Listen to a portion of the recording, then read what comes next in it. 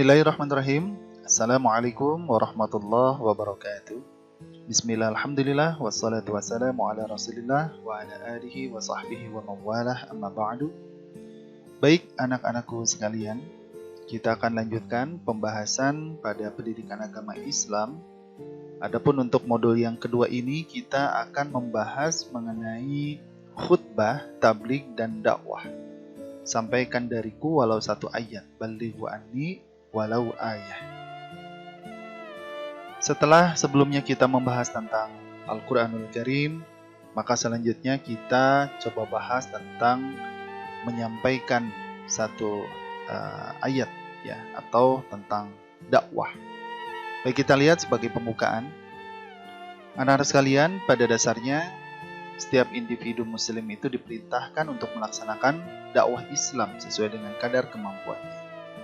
Dan siswa muslim juga memiliki kewajiban itu. Apalagi Allah Subhanahu wa taala memberi predikat kepada kita sebagai khairu ummah atau sebaik-baiknya umat. Nah, predikat ini akan sesuai jika kita selalu berusaha di barisan depan orang-orang yang gemar berdakwah. Banyak sekali dalil maupun ayat dan hadis yang menyebutkan kewajiban dakwah bagi setiap individu mukmin.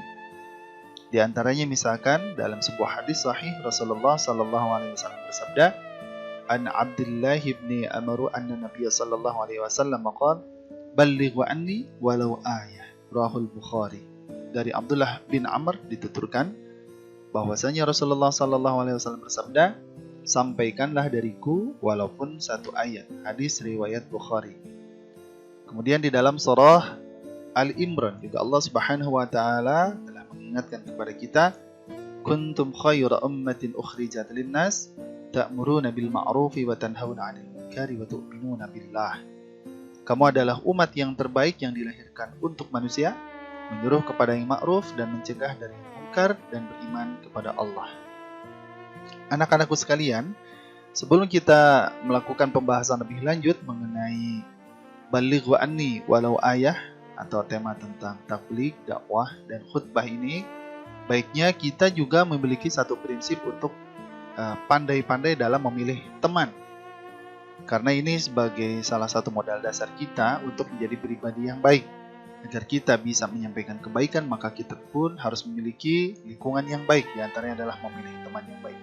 Baik, selanjutnya akan kita saksikan bersama video tentang memilih teman berikut ini. Teman terburuk. Allah Subhanahu wa taala menciptakan manusia sebagai makhluk sosial yang mengharuskan dirinya untuk bermasyarakat dan berinteraksi dengan sesamanya. Manusia tidak bisa hidup sendirian. Walaupun seseorang memiliki fasilitas sepenuh bumi, akan tetapi dia tetap membutuhkan seorang teman.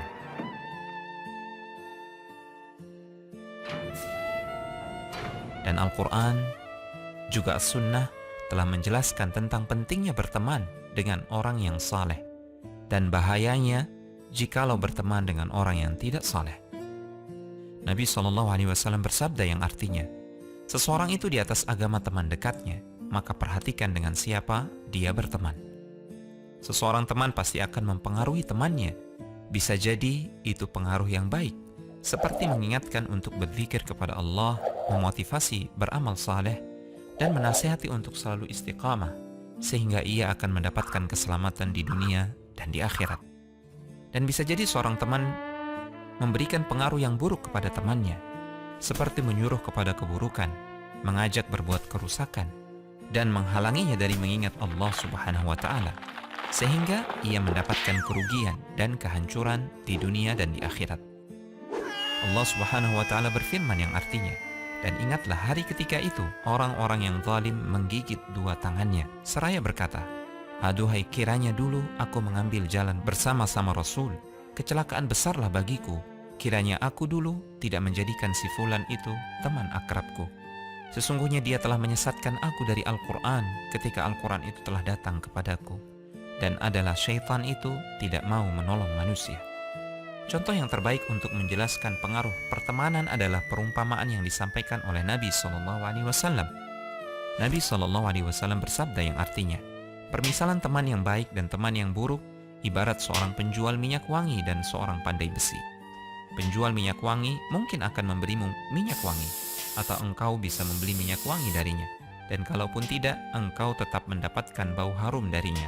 Sedangkan pandai besi bisa jadi percikan apinya mengenai pakaianmu. Dan kalaupun tidak, engkau tetap mendapatkan bau asapnya yang tak sedap.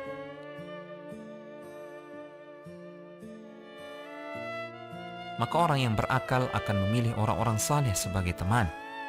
Dan mereka akan menjauhi orang-orang yang membawanya kepada keburukan dan kehancuran yang dapat menyebabkan dirinya merugi di dunia dan di akhirat. Allah Subhanahu wa taala berfirman yang artinya, teman-teman akrab pada hari itu sebagiannya menjadi musuh bagi sebagian yang lain, kecuali orang-orang yang bertakwa.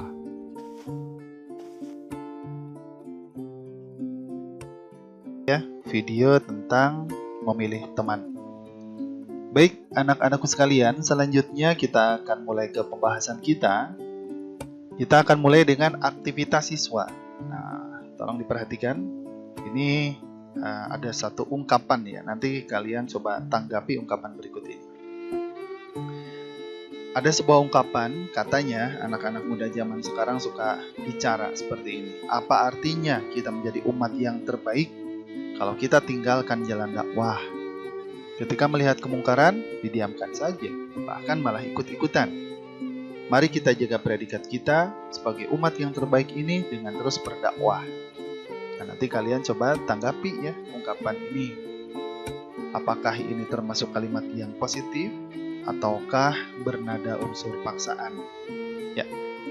Kemudian, teman-teman sekalian, kita akan mulai pada pembahasan kali ini dengan mengkritisi beberapa kejadian. Sebagai pembukanya, kita coba baca terjemah surah Al-Asr ayat 2 sampai ayat 3. Sesungguhnya manusia itu dalam keadaan rugi, kecuali orang yang beriman, beramal saleh, dan saling memberi nasihat dalam kebenaran dan kesabaran. Nah, anak-anakku sekalian, sudah banyak kita saksikan di masyarakat sekarang ini, banyak bermunculan dai-dai muda, ya. Misalnya dengan adanya kontes dacil atau dai cilik di televisi dan lain sebagainya. Ini menandakan gairah untuk berlomba-lomba dalam berdakwah terlihat semakin semarak. Ini adalah fenomena positif yang harus dilestarikan.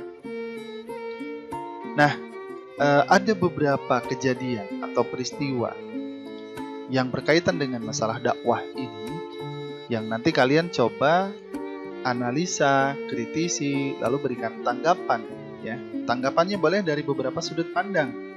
Misalnya dari sudut pandang sisi agama, dari segi sosial, budaya, ataupun yang lainnya. Kita lihat fenomena yang pertama. Semarak berjilbab di kalangan artis maupun masyarakat umum mulai kian tampak dengan berbagai mode dan desain jilbab yang sedang tren sekarang. Di satu sisi, gairah beragama secara formal tampak sekali. Di sisi lain, kekerasan seksual juga melonjak. Padahal, sisi positif jilbab adalah untuk menghindari perilaku-perilaku buruk berupa pelecehan seksual. Ada apa dengan perilaku tercela ini? Nanti kalian silakan untuk melakukan analisa bersama dengan teman kalian. Ya, seperti contohnya pada bulan Ramadan, banyak sekali orang yang gairah untuk berhijab begitu tinggi. Ya, tetapi ternyata kemaksiatan juga masih tetap terjadi. Dan juga kejadian seperti tadi ya disampaikan, gairah beragama secara formal tampak sekali, tetapi ternyata kekerasan seksual juga melonjak. Kenapa bisa terjadi perilaku tercela seperti ini? Nanti kalian diskusikan. Kemudian fenomena yang kedua, akhir-akhir ini gairah menghidupkan masjid cukup membanggakan. Bisa kita lihat betapa banyaknya pembangunan masjid, sampai pada program memakmurkan masjid seperti pelaksanaan pengajian anak-anak, remaja, ibu-ibu, bahkan bapak-bapak sudah terprogram dengan rapi. Akan tetapi, pelaksanaan sholat berjamaah masih memilukan. Saat azan dikumandangkan, tayangan televisi, suara alunan musik masih kerap terlihat dan terdengar di rumah-rumah penduduk. Ada gejala apa sebenarnya? kalian diskusikan ya tentang fenomena yang kedua ini. Begitu pula fenomena yang ketiga, yang terakhir. Ini ada sebuah kasus ya, contoh. Misalkan sebutlah Herman Syah. Herman Syah adalah seorang siswa kelas 11 salah satu SMA. Ia rajin beribadah, rajin mengajak teman untuk ikut pengajian remaja, rajin menghadiri kajian Islam, dan lain sebagainya.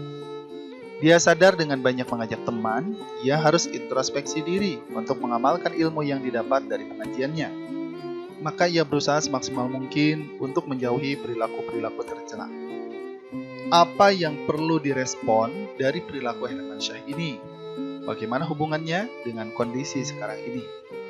Ini juga menjadi bahan diskusi untuk kalian ya. Nanti silakan kalian sesama dengan teman untuk mendiskusikan tentang fenomena ini. Baik, anak-anak sekalian, itu sebagai pembuka. Selanjutnya kita akan masuk kepada pembahasan tentang definisi atau pengertian dari khutbah, tabligh, dan dakwah. Berikut ini akan kita lihat bersama satu video singkat yang menggambarkan tentang khutbah, tabligh, dan dakwah. Silakan disimak bersama. Setiap individu muslim diperintahkan untuk melaksanakan dakwah Islam sesuai dengan kadar kemampuannya. Sebagai seorang peserta didik yang beragama Islam, kita juga mempunyai kewajiban untuk melakukan itu. Apalagi Allah memberi predikat kepada kita sebagai khairu ummah. Predikat ini akan sesuai jika kita selalu berusaha di barisan depan dengan orang-orang yang gemar berdakwah. Pengertian khutbah, tabligh, dan dakwah hampir sama, yakni menyampaikan pesan kepada orang lain. Lebih rinci mengenai ketiga istilah tersebut dijabarkan sebagai berikut. Pertama, khutbah. Kata ini berasal dari bahasa Arab khotobah yakhtubu khutbatan, yang bermakna memberi nasihat dalam kegiatan ibadah seperti sholat Jumat, sholat Idul Fitri, sholat Idul Adha, sholat istisqa dan sholat khusuf, wukuf, serta nikah. Menurut istilah, khutbah berarti kegiatan ceramah kepada sejumlah orang Islam dengan syarat dan rukun tertentu yang berkaitan langsung dengan keabsahan atau kesunnahan dalam ibadah. Yang kedua, tabligh.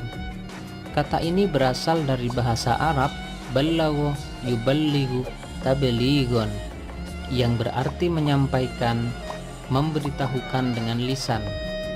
Menurut istilah, tabligh adalah kegiatan menyampaikan pesan Allah secara lisan kepada satu orang Islam atau lebih untuk diketahui dan diamalkan isinya. Yang ketiga, dakwah. Kata dakwah berasal dari bahasa Arab da'a yad'u da'watan, yang berarti memanggil, menyeru, dan mengajak pada suatu hal. Menurut istilah, dakwah adalah kegiatan mengajak orang lain, seseorang atau lebih, ke jalan Allah secara lisan atau perbuatan. Kegiatan dakwah bukan hanya ceramah, tetapi juga aksi sosial yang nyata, seperti santunan anak yatim, sumbangan untuk membangun fasilitas umum, dan lain sebagainya.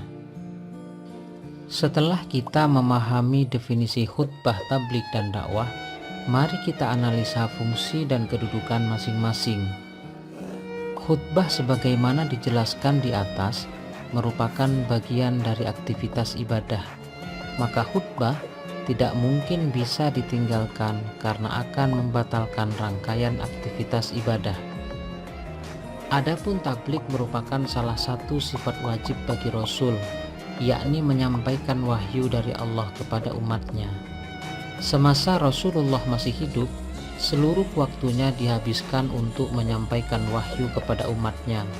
Setelah Rasulullah wafat, kebiasaan ini dilanjutkan oleh para sahabat hingga kita pada saat ini.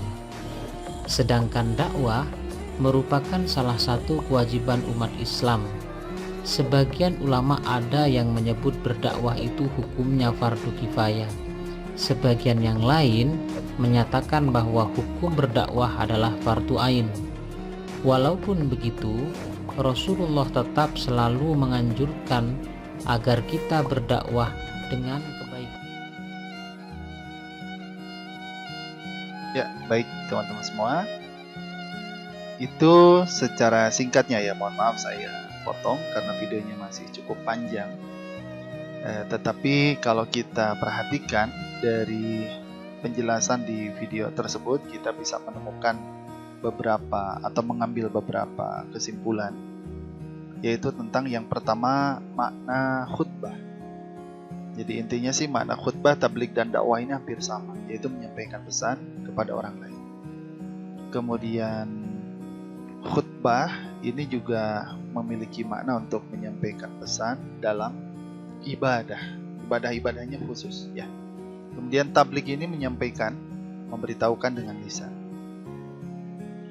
Dalam pelaksanaan tabligh, seorang mubaligh yang menyampaikan tabligh biasanya menyampaikan tablighnya ini dengan gaya dan retorika yang menarik. Contohnya misalkan ada istilah tabligh akbar ya, yaitu kegiatan menyampaikan pesan Allah Subhanahu wa taala dalam jumlah pendengar yang cukup banyak. Kemudian berikutnya adalah makna dakwah. Dakwah ini berasal dari kata yang berarti memanggil, menyeru, mengajak pada sesuatu hal. Menurut istilah, dakwah adalah kegiatan mengajak orang lain, seseorang atau lebih ke jalan Allah Subhanahu wa taala secara lisan maupun secara perbuatan. Ada dakwah bil lisan, ada pula dakwah bil hal. Kegiatannya bukan hanya ceramah, tapi juga bisa aksi sosial yang nyata. Misalnya santunan anak yatim, sumbangan untuk membangun fasilitas umum, dan lain sebagainya. Kemudian bagaimana pentingnya tabligh? Tabligh ini salah satu sifat Rasul, menyampaikan wahyu dari Allah kepada umatnya. Maka setelah Rasulullah wafat, begitu pula para sahabat, para tabi'in semua sudah wafat, maka yang meneruskan kebiasaan menyampaikan ajaran Islam ini adalah orang-orang sesudahnya. Maka kita sebagai kaum muslimin wajib untuk mempelajarinya, karena kita pun memiliki tanggung jawab sebagai seorang muslim untuk menyampaikan kebaikan. Jangan sampai tugas tabligh ini dianggap sebagai tugas alim ulama saja. Itu tidak benar. Setiap orang yang mengetahui kemungkaran yang terjadi di hadapannya, maka ia wajib mencegahnya atau menghentikannya, baik dengan tangannya atau kekuasaannya, dengan mulutnya atau nasihatnya, ataupun dengan hatinya, yaitu bahwa ia tidak ikut dalam kemungkaran tersebut. Dan untuk menyampaikan tabligh ini tidak mesti menjadi ulama terlebih dahulu. Siapapun yang melihat kemungkaran, maka ia harus segera menghentikannya. Nah, teman-teman sekalian, inilah yang bisa kita bahas pada modul yang kedua di bagian yang pertama. Nanti pada pertemuan berikutnya akan kita lanjutkan bagian yang kedua mengenai urgensi dari tabligh, dakwah, dan khutbah. Insyaallah nanti di pertemuan berikutnya. Itu dulu yang bisa disampaikan. Terima kasih. Semoga semuanya sehat selalu. Assalamualaikum warahmatullahi wabarakatuh.